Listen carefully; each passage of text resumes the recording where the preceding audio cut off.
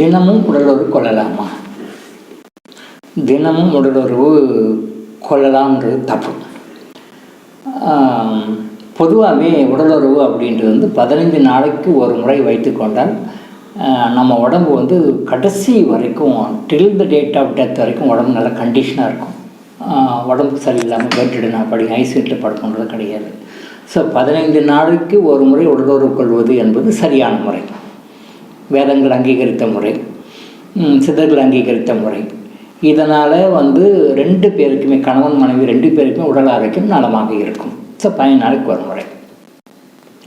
அப்போது எனக்கு வந்து செக்ஷுவல் இன்ஸ்டிங்க்ட் ரொம்ப அதிகமாக இருக்குது, நம்ம அடிக்கடி உடலுறவு கொள்ளணும் அப்படின்னு சொன்னால் அதை வாரத்துக்கு 2 தடவை செகண்ட் குவாலிட்டி மாதிரி வச்சுக்கலாம். வாரத்துக்கு 2 தடவை, வாரத்துக்கு ஒரு முறை பெஸ்ட்டு. அதோட இன்னும் சொல்ல போனால் வெள்ளிக்கிழமைகள் உடலுறவு வச்சுக்கிட்டு இன்னும் சிறப்பு. வெள்ளிக்கிழமைக்கும் உடலுறவுக்கும் நிறைய சம்மந்தம் இருக்குது, அதை பற்றி நம்ம பின்னாடி பேசுவோம். பட் இப்போ வந்து 15 நாளைக்கு ஒரு முறை அப்படின்றது நம்பர் 1.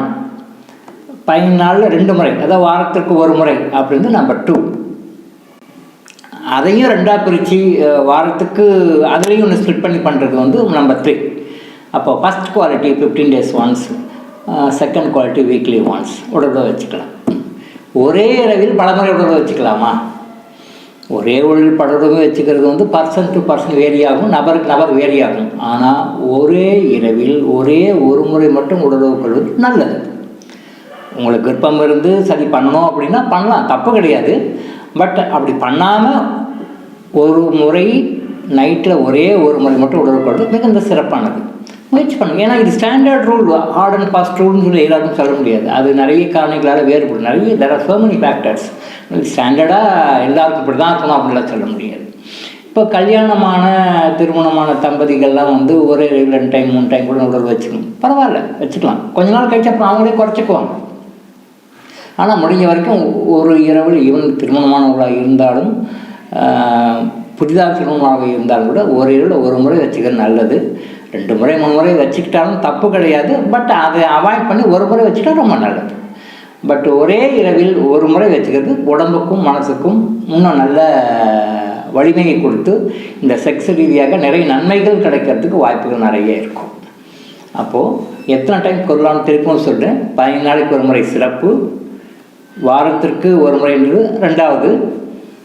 வெள்ளிக்கிழமைகளில் ஸ்பெசிஃபிக்காக உடலுறவு வச்சுக்கோங்க. இதில் எத்தனை முறை உடலுறவுன்றது எவ்வளோ கூட அதிகமாக உடலுறவு வச்சுக்கிறோமோ அவ்வளோ கூட வச்சுக்கிறேன், நான் தப்பு இல்லை. நான் ஏற்கனவே சொல்லியிருக்கிற மாதிரி 80 சொட்டு ரத்தம் 1 சொட்டு விந்தாக மாறுகிறது. எவ்வளோ விந்து உடம்புலேருந்து வெளியில் போகுதோ அதுக்கு தகுந்த மாதிரி நீங்கள் பல வழிகள், வெறும் டானிக்கு மருந்து மாத்திரை இல்லாமல் வேறு சில முறைகளும் இருக்குது. இந்த முறைகளை எல்லாம் ஃபாலோ பண்ணி காம்பன்சேட் பண்ணி எவ்வளோ வெளியில் போதோ அது ஈக்குவலாக உள்ள உடம்புல ரத்தத்தை ஓடுற மாதிரி கெப்பாசிட்டி பண்ணிட்டீங்கன்னா பாதிப்பு இருக்காது. ஆனால் பெரும்பாலானோர் என்ன பண்ணுறாங்க, என்னுடைய இந்த 22 வருஷத்து அனுபவத்தில் நான் நிறைய பேர் பார்த்தது, அவுட்புட் வெளில போகுது, செமன் வெளில போகுது, ரைட், ஓகே, அதுக்கு உள்ள ஈக்குவலாக கொண்டு வரதுக்கான முயற்சிகளை பண்ணுறதில்லை. அப்போ உடம்பு வந்து அடி வாங்க ஆரம்பிச்சிது. இது வந்து செக்ஸ் ரீதியாக மட்டும் இல்லை, வெவ்வேறு நோய்களாக வரும். இந்த நோய்க்கு என்ன காரணம் தெரியாது, டாக்டர்கிட்ட போவாங்க, ட்ரீட்மெண்ட் எடுப்பாங்க. பட் இதுக்கு அடிப்படை காரணம் உடம்புல வெளியில் போகிற அளவுக்கு விந்துக்கு உள்ளே வந்து வரவு வரலை. வரவும் செலவும் சரியாக இருக்கணும், வரவும் செலவும் சரியாக இருக்கணும். எவ்வளோ வெளியில் வெந்து போதோ அதே அளவு விந்து உள்ளே வரணும். ஆனால் 99% ஆஃப் த பீப்புள்ஸ் அதை பண்ணுறதில்லை. விந்து வெளியில் போகுது, அதுக்கு தகுந்த மாதிரி உள்ளே வர்றதில்லை, உள்ளே வராது. இது பல வகையான நோய்களாக பெருக்கமெடுத்து பல வகை நோய்களாக வெவ்வேறு பேரில் சஃபராகிட்டு இருப்பாங்க. ஆனால் இதுதான் காரணன்றது இவங்களுக்கு தெரியறதில்லை. அதனால் எவ்வளவு முறையாக இப்போ நான் சொன்ன மாதிரி ஃபாலோ பண்ணி உடலுறவு கொண்டு வந்தோம்னா அவங்க லைஃப்பில் வந்து எப்பயுமே சந்தோஷமாக ஹாப்பியாக இருப்பாங்க.